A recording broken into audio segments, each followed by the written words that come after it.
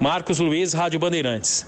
Carpini, gostaria que você falasse dos erros individuais da equipe do Guarani que proporcionaram a derrota e a pressão agora para conquistar a classificação no jogo de domingo contra o São Paulo. Bom, em relação aos erros individuais, a gente não trabalha dessa maneira, Marcos. O erro foi coletivo, né? É claro que da maneira que aconteceu sempre tem o vilão da história, tem o herói, mas a gente trabalha sempre de forma coletiva. O erro foi nosso. O erro foi meu, eu faço parte do processo. Eles fazem aquilo que a gente pede para fazer. Nós trabalhamos a desatenção na bola parada mais uma vez, a gente toma um gol de bola parada, é um problema recorrente já da nossa equipe, a gente precisa melhorar. Uma situação que a gente trabalhou muito, a gente sabia que é uma arma do Botafogo, a gente trabalhou muito essa situação, sabia que eles jogariam por essa bola, eles encontraram. E a última bola já no final do jogo já foi uma situação atípica, a gente buscando o gol de empate, tentando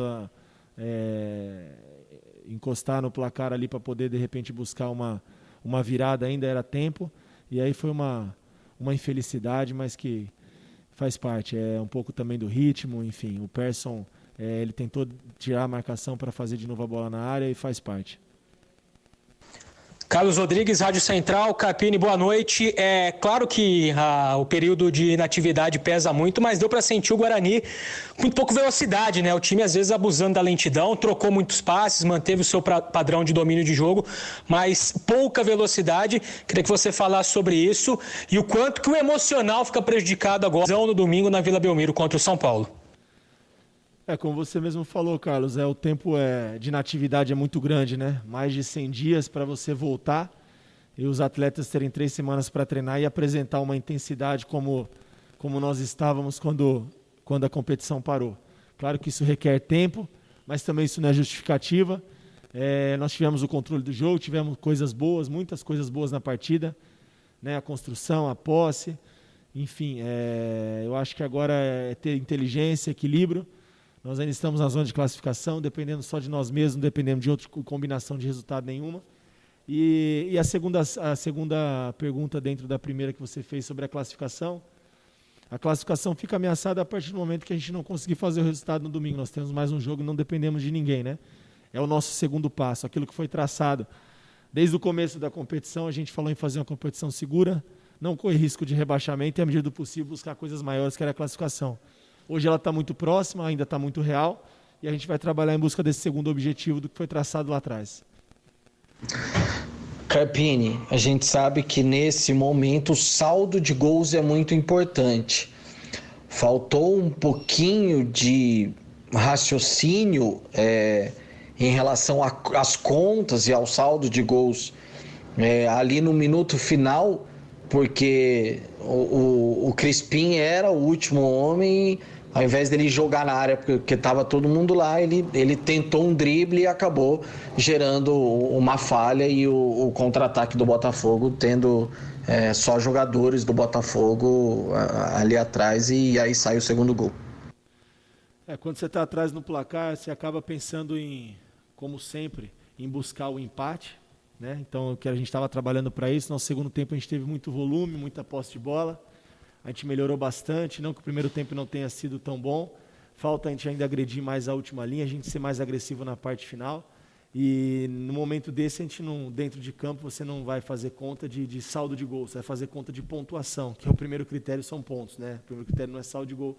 Então a gente foi buscar o ponto que a gente precisava, o empate, para de repente buscar uma virada. E aí foi uma infelicidade, né? Que não foi do Crispim, foi do Persson. Ele tentou tirar a marcação já para fazer de novo a bola na área, ele faltava 20 segundos para acabar o jogo. A gente acaba arriscando tudo ou nada, a decisão ali é do atleta, mas eu não crucifico ele de maneira nenhuma. É bom a gente sempre lembrar o quanto ele foi importante no último jogo nosso, no nosso clássico, né? Como ele se comportou, participou efetivamente de 2 gols da nossa virada. E é um jogador que tem minha total confiança. Ele errou, foi uma fatalidade, mas a culpa do resultado não é dele de maneira nenhuma. A gente vai procurar corrigir os erros, melhorar, e ainda dependendo só de nós. Luiz Felipe Leite, Rádio Brasil Campinas. Carpini, boa noite. Primeiro quero que fale da escalação inicial do Guarani. sobre os laterais escalados, o Renanzinho na direita e o Cristóvão na esquerda. Normalmente o Cristóvão joga mais pela direita e o Renanzinho não está acostumado a jogar como lateral, pelo menos nos jogos que eu acompanhei dele como titular. Por que você fez isso?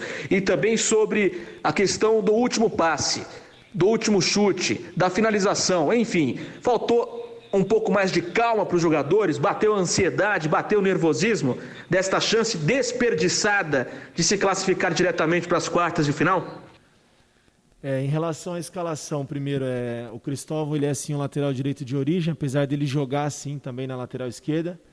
O ano passado no Ceará, na Série A, ele fez 6 ou 7 partidas na lateral esquerda.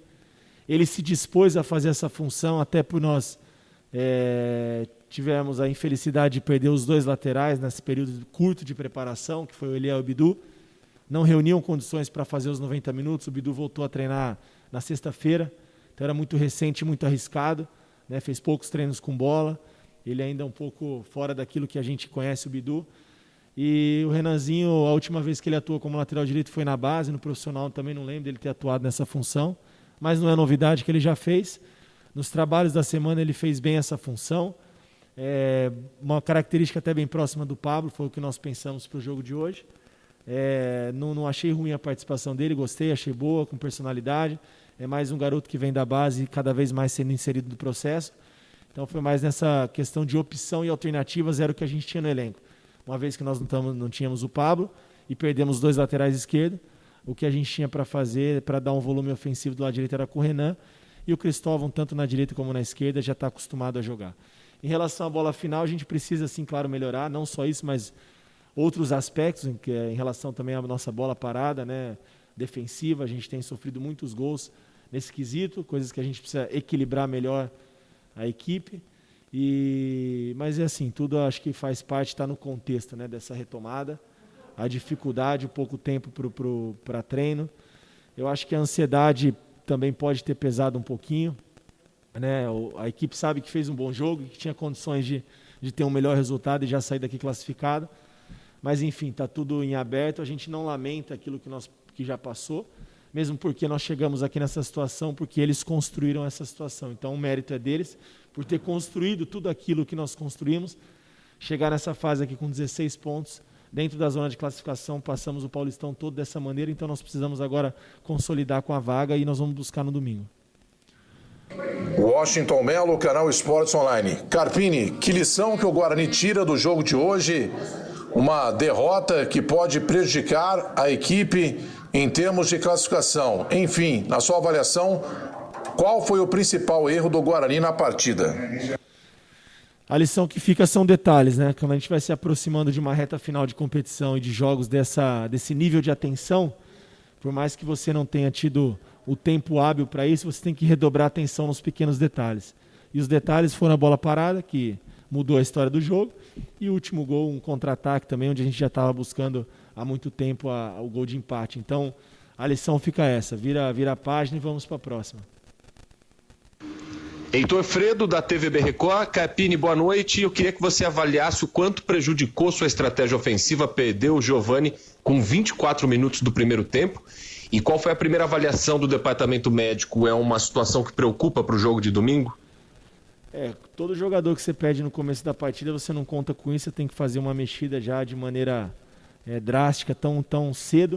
O Giovani é o cara que dá bola final ali, do toque de qualidade, que pifa nossos atacantes, é o homem das bolas paradas, claro que atrapalhou um pouco, mas são circunstâncias, né? Não adianta a gente ficar procurando desculpa, a gente precisa de soluções.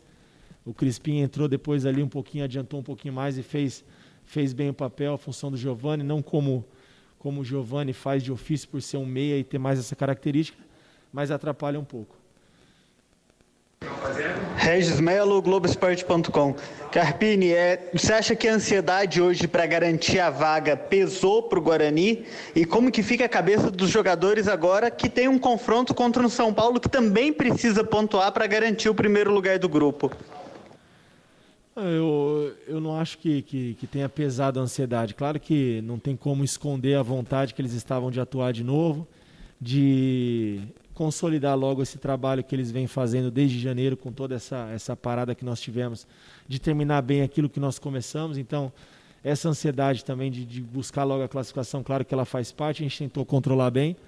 Eu até achei que a equipe se postou de uma maneira bem tranquila, buscando os espaços, Botafogo com a linha bem baixa, esperando, jogando no nosso erro, a gente sempre propondo o jogo. Foi dessa maneira que eu analisei o jogo. E a gente acaba, quando propõe mais, você está mais suscetível a erro e se expondo um pouco mais para o adversário, então faz parte. Lucas Rossafla, Portal Esporte News Mundo e Futebol Interior. Carpini, boa noite. Gostaria que você explicasse a opção pela entrada do Alemão no ataque junto do Rafael Costa e mais. Na entrevista coletiva pré-jogo, você falou que o Todinho não reunia condições de jogo, acabou relacionando e ele entrou no segundo tempo e teve boa participação, inclusive com bola na trave. Pela necessidade do Guarani jogar pela vitória no próximo jogo, colocar o Todinho desde o início é uma possibilidade real? Em relação ao Alemão, foi uma opção que nós vínhamos trabalhando durante essas 3 semanas. Ele, o Rafael e o Giovani formaram um tripé interessante ali na frente. 3 jogadores de capacidade técnica, com poder de finalização. Com a saída do Giovani até prejudicou um pouco também a participação do Alemão. Acho que ele teve uma chance de finalizar ali dentro da área, um chute meio mascado. Então acabou atrapalhando um pouco o cara que serve essa última bola para os nossos 2 atacantes. Em relação ao Todinho, eu disse que ele não reunia condições para fazer os 90 minutos, não que ele não reunia condições para o jogo. Já estava dentro do nosso processo, do nosso planejamento, colocá-lo um pouco na partida, independente das circunstâncias, para ele ganhando ritmo. Ele se apresentou de uma maneira boa, né? Melhor do que nós imaginávamos quando ele retornou, chegou na sexta-feira. Mas acredito que para o próximo jogo talvez ele seja uma opção. Vou conversar com o Todinho ainda não sei também como ele vai se portar fisicamente pós esse período que ele participou, mas eu também gostei da entrada dele, achei que ele participou bem, a gente sabe o que esperar do Todinho. Fernando Lovato, Rádio Web Planeta Guarani. Carpini, o Guarani dominou todo o jogo, perdeu alguns gols, mas mais uma vez tomou o gol de bola aérea. Como fazer para consertar esse erro? Tá certo, eles têm mérito também, mas é mais um erro recorrente do Guarani. O que fazer para consertar esse erro grave aí, crônico do Guarani? É um erro que a gente precisa, é uma situação que a gente precisa melhorar e melhorar bastante. A gente tem tomado muitos gols de bola parada, tem sofrido com isso já desde da primeira parte aí do campo da competição. A bola parada vai muito da atenção, da concentração, de estar ligado ali no seu setor, quem está na individual, quem está no bloqueio. Então são detalhes que a gente precisa ajustar e melhorar o mais rápido possível. Cada vez mais a bola parada decide jogos de maneira ofensiva ou defensiva. E as equipes que vêm enfrentar o Guarani, a gente sofreu com o Novo Horizontino, Água Santa, algumas outras equipes, e o próprio Botafogo, que baixa as linhas, espera para jogar no nosso erro e busca uma bola parada, e o Botafogo conseguiu o que ele queria, a bola parada. Lucas Leme, Rádio Web Morada do São. Boa noite, Carpini. Quais foram os seus principais objetivos com as suas substituições, além, claro, da parte física? A primeira substituição com o Wagninho é para dar um pouco mais de mobilidade, a gente atacar mais a última linha, ter mais profundidade, coisa que a característica do alemão é muito mais próxima do Rafa do que desses jogadores, como o Todinho, como o Wagninho, como o Bruno Sávio. Então essa foi a ideia. Depois, assim como o do Todinho e do Bidu, já estava programado deles participarem ali 20, 25, 30 minutos no máximo, que eu acho que era o que daria para eles suportarem, sem a gente correr risco de perdê-los novamente, de perdê-lo no caso, porque o Todinho estava machucado, quem estava era o Bidu. E então as substituições foram essas, depois já ir dando a cara da equipe que a gente pensa para a nossa sequência. A Giovani foi uma necessidade, dar um pouco mais de mobilidade ali com o Crispim, um jogador com a característica mais próxima do Giovani, e a entrada do Persson para fortalecer o setor e a gente continuar tendo o volume, a posse de bola e a construção de jogo.